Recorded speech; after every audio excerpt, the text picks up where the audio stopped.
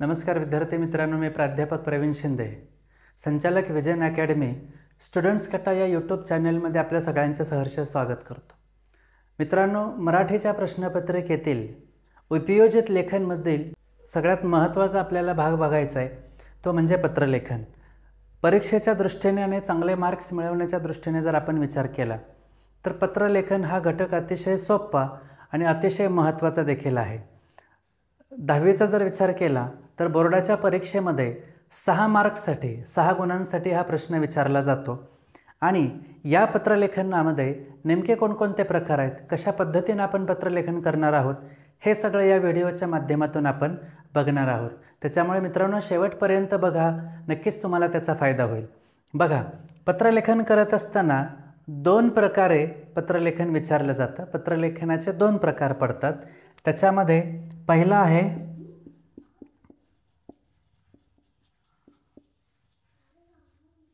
औपचारिक पत्र आणि दुसरा आहे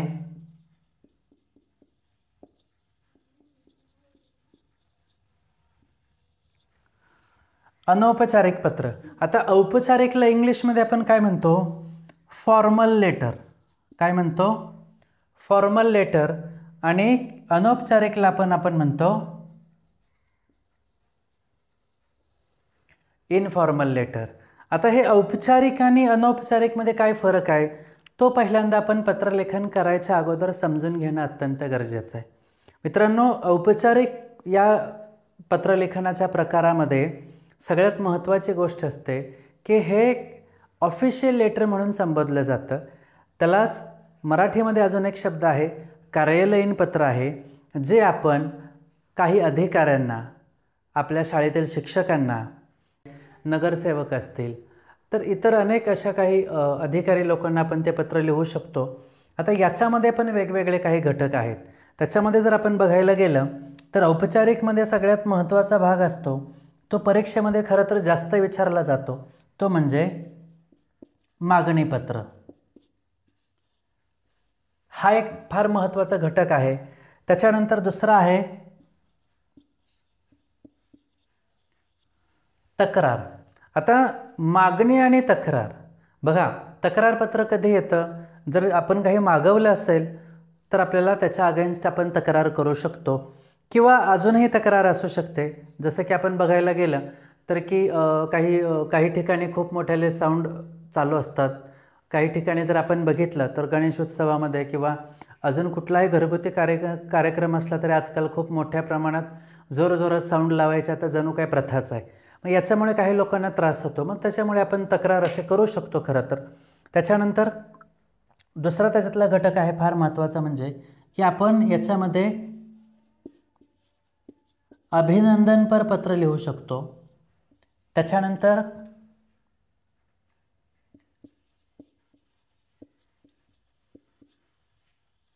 विनंतीपत्र लिहू शकतो. हे फार महत्त्वाचं आहे. म्हणजे परीक्षेमध्ये जास्त करून या वेगवेगळ्या प्रकारावरती खरं तर प्रश्न विचारला जातो. आता याच्यामध्ये अजून एक शेवटचा महत्त्वाचा घटक आहे, तो म्हणजे आभारपत्र. तर साधारण ह्या 5 वेगवेगळ्या प्रकारावरती मराठीच्या प्रश्नपत्रिकेमध्ये कोणत्याही प्रकारचं पत्र तुम्हाला विचारलं जाऊ शकतं. हे झालं औपचारिकमध्ये. त्याच्यानंतर अनौपचारिकचा जर आपण भाग बघितला तर या अनौपचारिक म्हणजेच की इनफॉर्मल लेटर, त्याला आपण कौटुंबिक पत्र असंही म्हणतो. आता हे जे पत्र आहे ते आपण आपले आई, वडील, बहीण, भाऊ, मित्रमंडळी असतील किंवा आपले काही नातलग असतील तर यांना आपण हे पत्र लिहू शकतो. आता याच्यामध्ये पण ते कशासाठी लिहायचं आहे पण हे पण आपल्याला माहिती असणं फार गरजेचं आहे. त्याच्यामध्ये पण आपण सगळ्यात महत्त्वाचं म्हणजे परीक्षेला येणार म्हणजे अभिनंदनपर पत्र. त्याच्यानंतर विनंतीपत्र.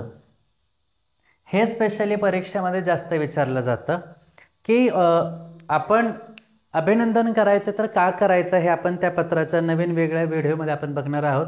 किंवा विनंती असेल तर काय विनंती करायची. तर हे पत्रलेखनमध्ये हे घटक तुम्हाला पहिल्यांदा पत्रलेखन हा मुद्दा अभ्यासायच्या अगोदर किंवा पत्रलेखन करत असताना तुम्हाला ह्या सगळ्या गोष्टी खरं तर माहिती असणं अत्यंत गरजेचं आहे. कारण की हे तुम्हाला माहीत असेल तर ॲटलिस्ट तुमच्या डोक्यामध्ये एक आयडिया येईल की अरे हां, मला कशा पद्धतीने पत्रलेखन करायचं आहे किंवा कोणत्या वेगवेगळ्या प्रकारे मला प्रश्न परीक्षेमध्ये विचारला जाऊ शकतो. तर आपण काय करूया, आता एक प्रश्न बघूया मागणीपत्राचा की जेणेकरून तुम्हाला लक्षात येईल की कशा प्रकारे परीक्षेमध्ये प्रश्न विचारला जातो आणि मागणीपत्र कशा प्रकारे सोडवायचं. मित्रांनो, हा तुम्हाला प्रश्न दिलेला आहे, तो पहिला आपण समजून घेऊया. बघा, पत्रलेखन असू द्या किंवा उपयोजित लेखनमधला कोणताही मुद्दा असू द्या, तुम्हाला प्रश्न समजणं हे अत्यंत गरजेचं आहे. आता या प्रकारच्या अशा वेगवेगळ्या प्रश्नांमध्ये तुम्हाला काय करायचं आहे, काही गोष्टी महत्त्वाच्या आहेत त्या खरं तर लक्षात ठेवणं अत्यंत गरजेचं आहे. आता पत्रलेखनचा जर आपण विषय बघितला तर याच्यामध्ये सगळ्यात महत्त्वाची गोष्ट असते ती म्हणजे की पत्र आपल्याला कोणाला लिहायचं आहे हे सगळ्यात महत्त्वाचं, हे समजलं पाहिजे. त्याच्यानंतर दुसरा मुद्दा आहे तो म्हणजे पत्र कोण लिहित आहे. कोण आणि कोणाला याच्यामध्ये फार फरक आहे. पत्र कोणाला लिहायचं आहे हे आपल्याला माहिती पाहिजे. त्याच्यानंतर पत्र कोण लिहितं आहे हे माहिती पाहिजे. आणि तिसरा सगळ्यात महत्त्वाचा मुद्दा तो म्हणजे आपल्याला पत्र का लिहायचं आहे, म्हणजेच त्या पत्राचा विषय काय आहे. या 3 गोष्टी आपल्याला व्यवस्थित माहिती असणं अत्यंत गरजेचं आहे. हे तुम्ही समजून घेणं फार आवश्यक आहे. आता बघूया, शक्ती स्पोर्ट्स टिळक रोड पुणे यांचेकडून, बघा यांचेकडून शाळेच्या वार्षिक क्रीडा महोत्सवासाठी क्रीडा साहित्यांची मागणी करणारे पत्र क्रीडा शिक्षक या नात्याने लिहा. क्रीडा शिक्षक या नात्याने लिहा म्हणजे कोण पत्र लिहित आहे, क्रीडा शिक्षक, हे लक्षात ठेवा. बरं, आता महत्त्वाचा मुद्दा काय माझा, कोणाला पत्र लिहायचं आहे. तर या प्रश्नामध्ये तुम्हाला सरळ सरळ दिलेला आहे की पत्ता काय, कोणाला पत्र लिहायचं आहे आपल्याला, शक्ती स्पोर्ट्स टिळक रोड यांना आपल्याला पत्र लिहायचं. हे पहिलं समजून घेणं अत्यंत गरजेचं आहे. जो पहिला मुद्दा आहे, आता तो लिहायच्या अगोदर सुरुवातीला आपल्याला काय लिहायचं आहे, दिनांक लिहायचा आहे. आता इथं प्रश्नामध्ये आपल्याला दिनांक याचा उल्लेख कुठेही केलेला नाही, सो आपण आपल्या मनाने लिहू शकतो. आता मी असं समजेन की समजा मला आजच लिहायचं आहे, ठीक आहे.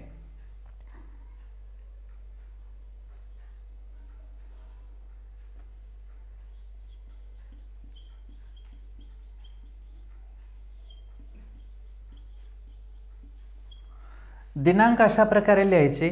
आता बरीच मुलं काय करत असतात की दिनांक लिहित असताना या फॉर्मॅटचा वापर करतात. तर सगळ्यांनी लक्षात ठेवायचं, अशा फॉर्मॅटमध्ये आपल्याला दिनांक लिहायचे नाही आहे. हे लिहिल्यानंतर आपल्याला दुसरा मुद्दा काय महत्त्वाचा तो म्हणजे प्रति. प्रति म्हणजे की आपल्याला कोणाला पत्र लिहायचं आहे. इंग्लिशमध्ये आपण त्याला टू म्हणत असतो, मराठीमध्ये आपण त्याला प्रति म्हणतो. प्रति म्हणजे की कोणाला पत्र लिहायचं आहे, तर आपल्याला पत्र लिहायचं आहे शक्ती स्पोर्ट्स टिळक रोड पुणे यांना. तर पत्राची सुरुवात करत असताना सगळ्यात महत्त्वाची गोष्ट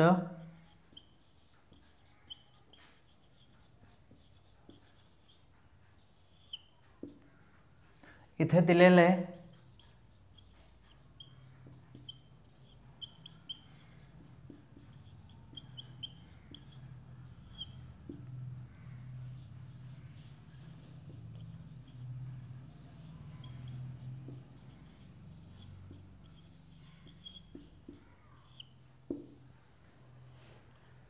आता बघा पत्ता लिहित असताना कोणाला पत्ता लिहायचा आहे, तर शक्ती स्पोर्ट्स टिळक रोड पुणे यांना.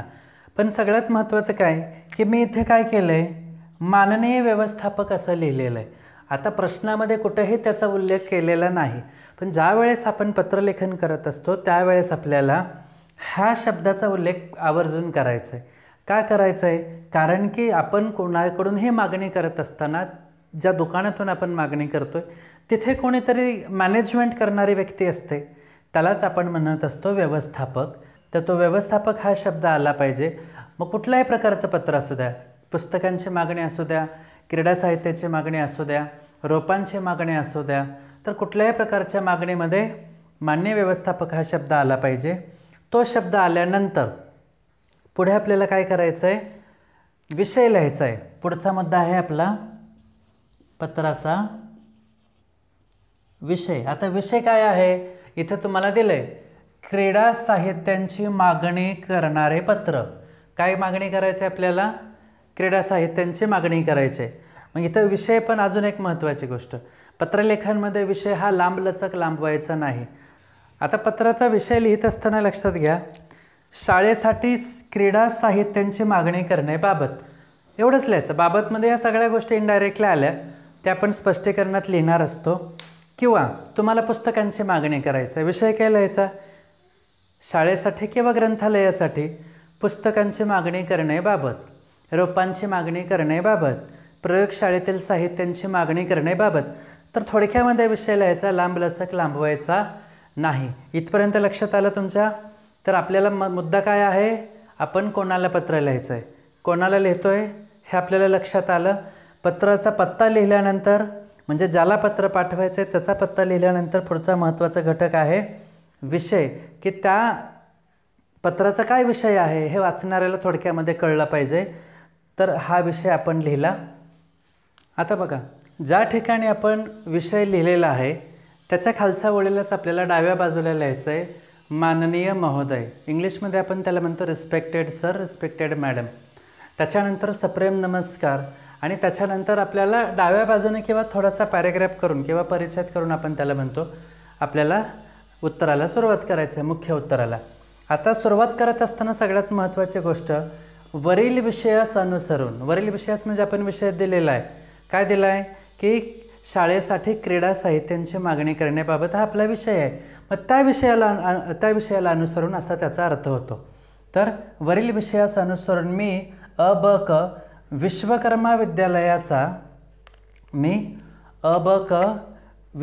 विद्यालयाचा क्रीडा शिक्षक या नात्याने मुख्याध्यापकांच्या परवानगीने हे पत्र लिहित आहे. आता तुम्ही कुठलंही पत्र असू द्या, थोडाफार इथे तुम्हाला बदल करायचा आहे की जिथे तुम्हाला क्रीडा शिक्षक दिलेला आहे, ठीक आहे, तिथे कधी कधी काय शब्द येऊ शकतो? क्रीडा शिक्षक या ठिकाणी त्याच्याऐवजी विद्यार्थी प्रतिनिधी किंवा ग्रंथपाल असेल, हे वेगवेगळे शब्द की वेगवेगळ्या कारणासाठी पत्र लिहित आहेत, तेवढाच बदलायचं आहे. शाळेचं नाव तुम्ही तुमच्या मनाने कोणतं पण टाकू शकता. तुम्हाला काय करायचं आहे? क्रीडा शिक्षकच्या ऐवजी विद्यार्थी या नात्याने किंवा मग विद्यार्थी प्रतिनिधी किंवा ग्रंथपाल या नात्याने मुख्याध्यापकांच्या परवानगीने पत्र लिहित आहे. हे तर फार महत्त्वाचं आहे, कारण की आपण स्वतःच्या मनाने पत्र नाही लिहू शकत. पुढे, दरवर्षीप्रमाणे याही वर्षी आम्हाला शाळेच्या वार्षिक क्रीडा महोत्सवासाठी क्रीडा साहित्यांची आवश्यकता आहे. कशाची?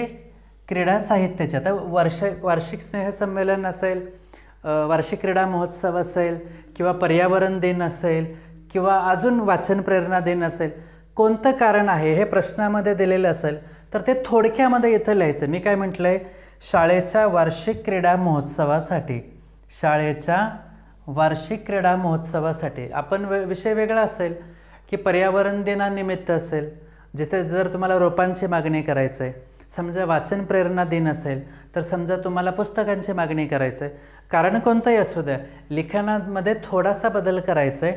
ते केल्यानंतर क्रीडा साहित्यांची यादी खालीलप्रमाणे, पुस्तकांची यादी खालीलप्रमाणे, रोपांची यादी खालीलप्रमाणे, हे तुम्ही लिहिल्यानंतर तुम्हाला यादी करायची. इथे मी जागेअभावी 3च क्रीडा साहित्यांची यादी केलेली आहे. तुम्ही साधारण 4 ते 5च करायचे, त्याच्यापेक्षा जास्त करायची गरज नाही. मग अनुक्रमांक, साहित्याचे नाव आणि नग किंवा संख्या, आपण तुम्हाला जे सोपं वाटेल ते तुम्ही लिहा. इंग्लिशमध्ये आपण त्याला क्वांटिटी असं म्हणतो. आता बघा, ज्या ठिकाणी आपण यादी केलेली आहे, यादीचा तक्ता केलेला आहे, त्याच्याच खालच्या ओळीला लगेच आपल्याला लिहायचं आहे, वरील सर्व साहित्य शाळेच्या पत्त्यावर दिनांक 15 ऑगस्टपर्यंत सुस्थितीत पाठवावे. आता सुस्थितीत म्हणजे काय? की योग्य स्थितीत, चांगल्या स्थितीत. ठीक आहे. आता आपण इथे काय करतो की मुद्दा कुठलाही असू द्या, ठीक आहे, वरील सर्व साहित्याच्या ऐवजी रोपे असतील तर वरील सर्व रोपे साहित्य आहे, किंवा पुस्तक असेल तर वरील सर्व पुस्तके शाळेच्या पत्त्यावरती 15 ऑगस्टपर्यंत, किंवा एक पर्टिक्युलर तारीख द्यायची. आज आपण पत्र लिहितो तर पुढे अजून अर्ध्या दिवसानंतरची, 15 दिवसानंतरची, तुम्हाला जे योग्य वाटेल ती तारीख इथं देणं, एक टेंटेटिव्ह डेट आपल्याला द्यायची असते, ते इथं देणं गरजेचं आहे. त्याच्यानंतर दरवर्षीप्रमाणे याही वर्षी आम्हाला 20% सूट द्याल अशी आशा आहे. आता प्रत्येकालाच डिस्काउंट अपेक्षित असतो. सूट म्हणजे काय? डिस्काउंट. तर तुम्ही 10% लिहा, 15% लिहा, 20% लिहा, काही फरक पडत नाही. त्याच्यानंतर साहित्यांसोबत देयकही पाठवा. देयक म्हणजे काय? बिल. त्याला इंग्लिशमध्ये आपण बिल म्हणतो. तर तुम्हाला जर हा शब्द नाही आठवला तर त्याच्याऐवजी बिल हा शब्द जरी लिहिला तरी चालेल, कारण आपण साहित्य घेतो तर त्याचं बिल तर लागेलच. तर हेही स्पेसिफिकली याच्यामध्ये नमूद करायचं आहे. अर्धी रक्कम आपणास फोनपेद्वारे पाठवली आहे. आता बऱ्याच वेळेस फोनपेद्वारे, आत्ता तर आजकालचा जमाना डिजिटल झालेला आहे. फोनपे असेल, गुगल पे असेल, RTGS असेल, तर वेगवेगळ्या प्रकारे आपण पैसे पाठवू शकतो की ज्याचं रेकॉर्ड राहतं. तर इथे आपल्याला काय करायचं आहे की सांगायचं आहे की एक फॉर एक्झाम्पल म्हणून की बाबा आम्ही तुम्हाला अर्धी रक्कम पाठवली आहे व उर्वरित रक्कम साहित्य मिळाल्यावर पाठवू. म्हणजे अर्धे आधी आणि अर्धे नंतर हे आपल्याला मेन्शन करायचं आहे. तरी आपण सर्व साहित्य दिलेल्या तारखेपर्यंत पाठवावे. दिलेली तारीख म्हणजे काय? 15 ऑगस्ट, की बाबा ह्या तारखेपर्यंत तरी आम्हाला आपण साहित्य पाठवाल. त्याच्यानंतर ही नम्र विनंती, हे वाक्य इथं आलंच पाहिजे.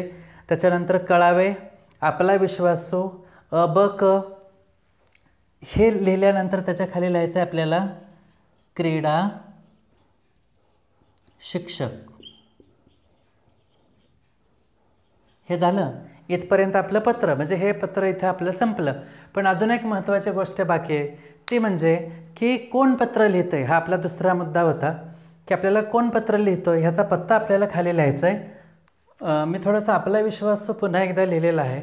आता बघा, ज्या ठिकाणी आपला विश्वास संपलेला आहे, अबक क्रीडा शिक्षक. आता अबक मी काय लिहिलं तर कोणतंही पत्र लिहित असताना जर प्रश्नामध्ये कुठल्याही व्यक्तीचा उल्लेख नसेल तर आपण स्वतःचं नाव लिहायचं नाही, त्याच्याऐवजी आपण अबक लिहायचं. त्याच्यानंतर पत्ता आहे. आता कुठला पत्ता आहे? मी तुम्हाला मगाशी सांगितलेलं होतं की पत्र कोणाला पाठवायचं आहे हे आपण पाहिलं, आणि पत्र कोण लिहितंय, तर कोण लिहितंय तर शाळेकडून शाळेचे क्रीडा शिक्षक पत्र लिहित आहेत, हे आपल्याला कळणं गरजेचं आहे. इथे आपल्याला जो पत्र व्यक्ती लिहितो त्याचा पत्ता आणि त्याच्यानंतर ईमेल हे लिहिणं गरजेचं आहे. हे ज्यावेळेस आपण व्यवस्थित लिहू त्यावेळेस आपलं पत्र पूर्ण होईल. आणि याच फॉर्मॅटमध्ये तुम्ही वेगवेगळे कोणताही विषय टाकू शकता. मग क्रीडा साहित्याची मागणी, त्याचसोबत पुस्तकांची मागणी असेल, शाळेतील प्रयोगशाळेसाठी साहित्यांची मागणी असेल, म्हणजे कोणतीही मागणीचं पत्र याच फॉर्मॅटमध्ये तुम्ही करा. जर तुम्ही व्यवस्थित करायचा प्रयत्न केला तर तुम्हाला खूप चांगले मार्क्स मिळतील आणि नक्कीच तुम्हाला त्याचा फायदा होईल. मित्रांनो, जर हा व्हिडिओ तुम्हाला आवडला असेल तर नक्कीच हा चॅनल सबस्क्राईब करा आणि एक लाईक करा. थँक्यू.